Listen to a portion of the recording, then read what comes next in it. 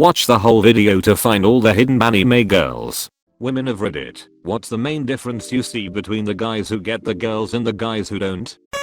These observations are for both men and women. I've seen the following in both who are unsuccessful. I use the general you here. Just not putting yourself in a position to meet anyone. I'm super introverted, so I get it, but if your whole life is sleep/work/gym/TV/sleep, you're not going to get anywhere. Not taking care of yourself. Bad hygiene, sloppy appearance, etc. Wanting qualities in a partner that you yourself cannot match. Like wanting an ambitious doctor when you're lazy and underemployed. Wanting a hot, fit person when you are obese. Being desperate. Every date you do get, you pin all your hopes and dreams upon them.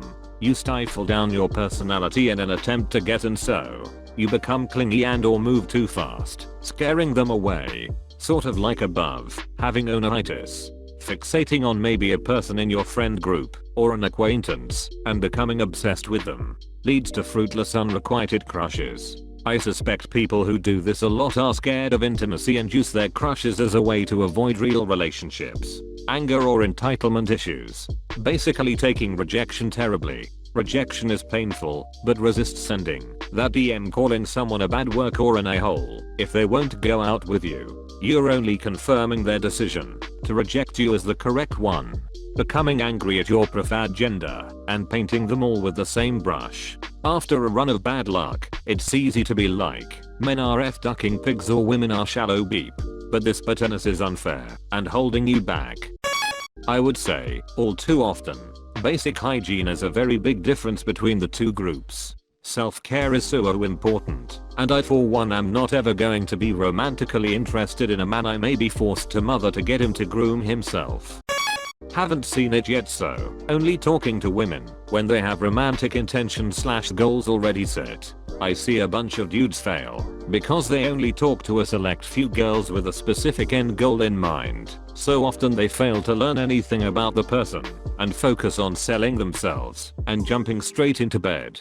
Just relax. If you talk to 10 girls like normal human beings, you might find a spark with one of them. But if you limit yourself to the few girls you imagined a spark with, you'll be much less successful. Edit. It's okay to approach a girl you find attractive, but that shouldn't be the only time you talk to girls, or whatever group you're interested in.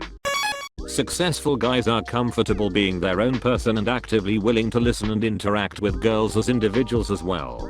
No generalizations. Girls are not puzzles to be solved. I feel like the best friendships and relationships I've had are with guys that were simply willing to share their own thoughts and listen to mine in return.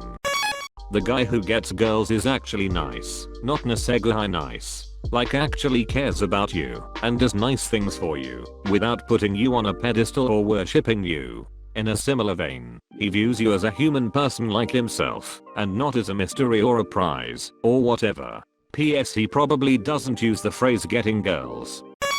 Guys who do have confidence and sincere respect for the women they are talking to. They are consistent and see in long term.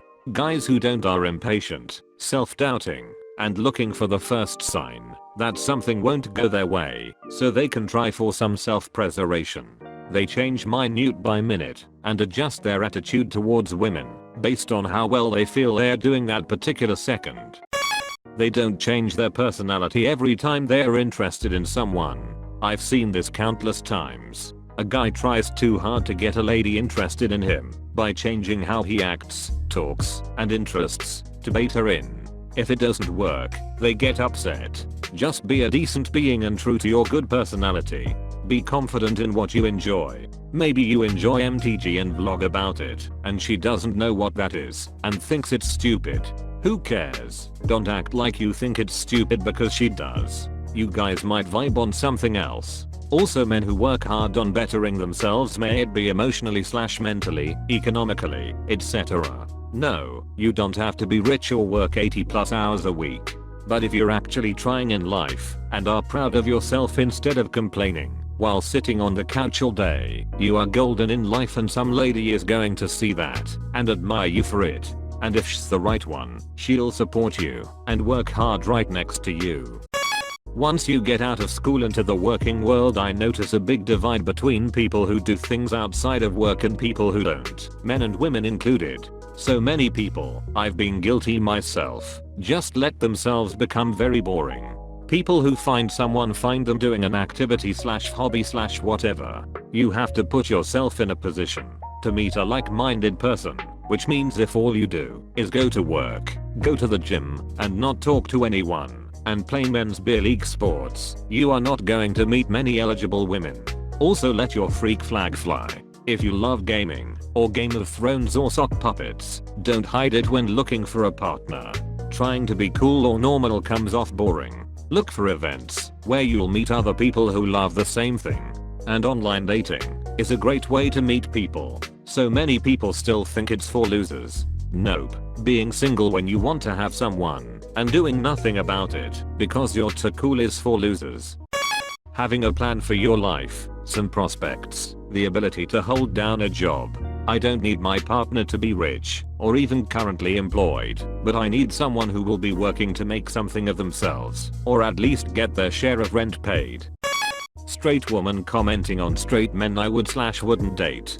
First difference, looks. It's the first thing anyone notices about you, and it's important. That includes natural attributes you were born with, hygiene, grooming, style. Obviously privilege exists and some of us are born with physical advantages, but that's no excuse to neglect your looks, and I'd rather date a decent looking guy with good grooming who looks like he knows who he is than date a conventionally model-esque man in ill-fitting cargo shorts who may or may not have brushed his teeth today. Another huge difference, and I can't believe this hasn't been mentioned, treating women with respect. Not just me, all women.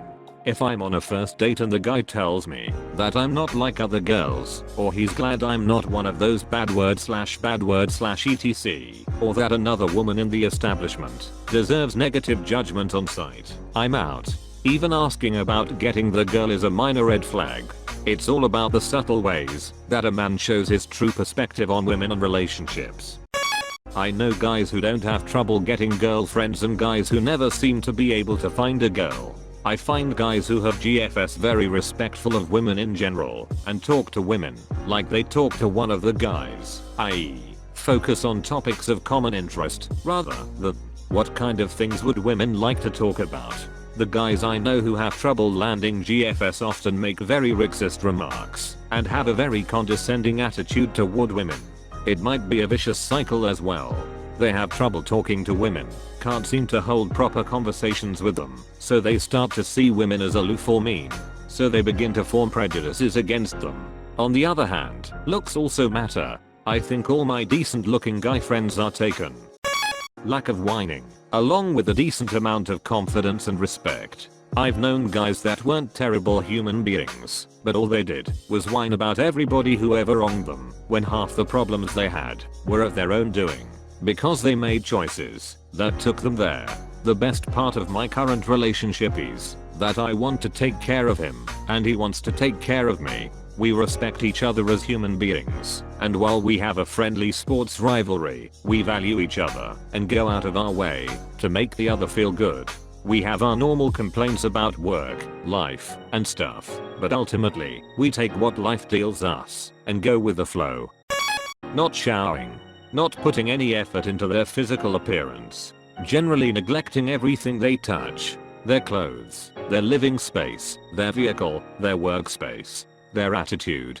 Guys who are visibly insecure and take every opportunity to speak about the things they are insecure about versus guys who can acknowledge something and let it go. Confidence. But also the power of keeping a conversation going. The charm and the interest they show to get to know me. I get really disappointed to a guy if I start talking, but he's not really listening, and even more, if it's him the one who asked me to speak.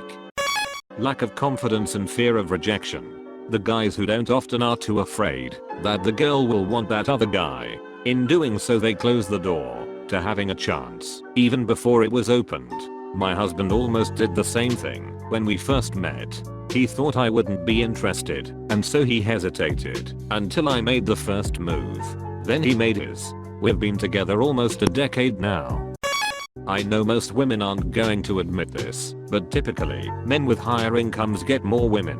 I used to work at a sports bar where professional Giants baseball players would come in, and they would have women swarming them. I know many women who brag about meeting doctors, lawyers, and how lucky they were. I know OkCupid did a study which showed a direct correlation between hookups/dates/marriages and income level in the online dating world. I feel like anyone, man or woman, who hasn't noticed this hasn't been paying attention enough.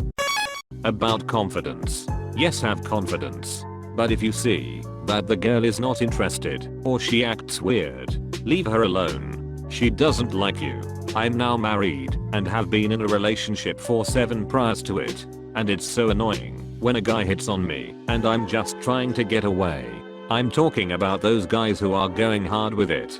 Say hi or whatever, I'll respond and walk away, but don't be the creep who follows me. Comment what the best or worst story was. Also remember to subscribe for more Reddit and anime girls.